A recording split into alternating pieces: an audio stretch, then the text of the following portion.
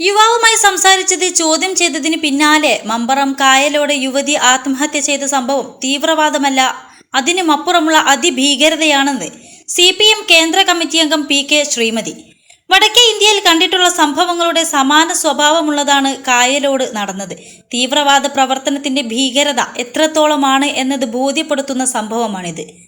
3 കുഞ്ഞുങ്ങളുടെ അമ്മയാണവർ. തന്റെ ഭർത്താവല്ലാത്ത ഒരാളോട് മുസ്ലിം സ്ത്രീ സംസാരിക്കാൻ പാടില്ല എന്ന അവരുടെ ചിന്താഗതി താലിബാനിസമാണ്. ഇത് തീവ്രവാദമല്ല, അതിനുമപ്പുറം അതിഭീകരതയാണ്. യഥാർത്ഥത്തിൽ ഇത് ആൾക്കൂട്ട കൊലയാണ്, ശ്രീമതി പറഞ്ഞു. നിയമം കയ്യിലെടുക്കാൻ ഇവർക്കാരാണ് അധികാരം നൽകിയത്? ഇപ്പോൾ അറസ്റ്റിലായ 3 പേരെ മാത്രമല്ല, അതിൽ ഇടപെട്ട മുഴുവൻ ആളുകളെയും അറസ്റ്റ് ചെയ്യണം. ഇത്തരം ഭീകര പ്രവർത്തനവും തീവ്രവാദ വർഗീയ പ്രവർത്തനവും അവസാനിപ്പിച്ചേ പറ്റൂ. അത് കേരളത്തിന്റെ മണ്ണിൽ വിലപ്പോവില്ല. അതിശക്തമായ പ്രതിഷേധം ഉയർന്നു വരണം. അരാജകത്വത്തിലേക്കും അസാൻമാർഗികതയിലേക്കും പോകുന്നതിനോട് ആർക്കും യോജിക്കാനാവില്ല. ഈ തീവ്രവാദികളുടെ മനസ്സിലിരിപ്പാണ് ഇപ്പോൾ പുറത്തു വന്നത്. ഇത് മുളയിലെ നുള്ളിക്കളയണം. 21 ലക്ഷത്തോളം സന്തുഷ്ടരായ ഉപഭോക്താക്കളും 2 ലക്ഷത്തോളം തിമിര ശസ്ത്രക്രിയകളും പൂർത്തിയാക്കിയ മലബാറിലെ ഏക കണ്ണാശുപത്രി Al Salama high hospital, hospital road, Perinthalmanna. ഇത് അതിശക്തമായി എതിർക്കണം, അവർ പറഞ്ഞു. മുഖ്യമന്ത്രിയുടെ മണ്ഡലത്തിലെ പിണറായി പോലീസ് സ്റ്റേഷൻ പരിധിയിലാണ് സംഭവം എന്ന് ചൂണ്ടിക്കാട്ടിയപ്പോൾ അത് ഇന്ന സ്ഥലത്ത് എന്നതല്ല, കേരളത്തിൽ എവിടെയായാലും പിന്നീട് ജീവിച്ചിരിക്കാൻ തോന്നാത്ത തരത്തിലുള്ള അതിഭീകരമായ മാനസിക പീഡനമാണ് ആ സഹോദരി അനുഭവിച്ചതെന്നും ശ്രീമതി പറഞ്ഞു. ചൊവ്വാഴ്ച രാവിലെയാണ് മമ്പറം കായലോട് പറമ്പായി പള്ളിക്ക് സമീപത്തെ റസീന മൻസിലിൽ റസീനയെ കിടപ്പുമുറിയിൽ മരിച്ച നിലയിൽ കണ്ടെത്തിയത്. സംഭവവുമായി ബന്ധപ്പെട്ട് 3 SDPI പ്രവർത്തകരെ റിമാൻഡ് ചെയ്തു.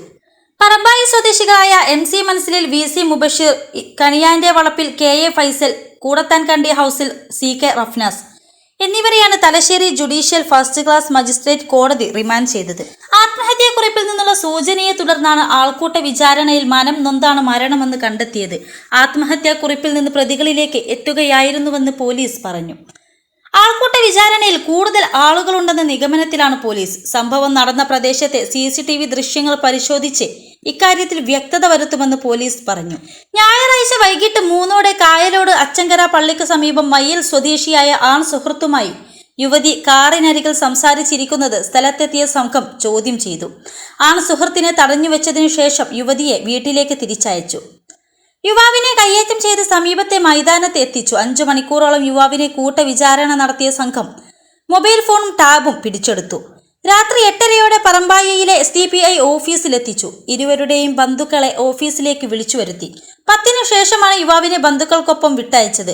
സംഘം കൈക്കലാക്കിയ യുവാവിന്റെ മൊബൈൽ ഫോണും ടാബും തിരിച്ചു നൽകിയില്ല. അറസ്റ്റ് ചെയ്ത ശേഷം ഫോണും ടാബും പ്രതികളിൽ നിന്ന് പിടിച്ചെടുക്കുകയായിരുന്നുവെന്നും പോലീസ് അറിയിച്ചു. കൂടുതൽ പ്രതികളുണ്ടെന്നും അന്വേഷണം നടന്നുവരികയാണെന്നും Pinarayi station house officer N Ajeesh Kumar പറഞ്ഞു.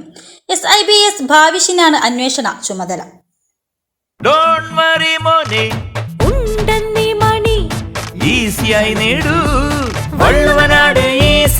ആവശ്യം ഏതുമാകട്ടെ, പണം ഞങ്ങൾ തരും.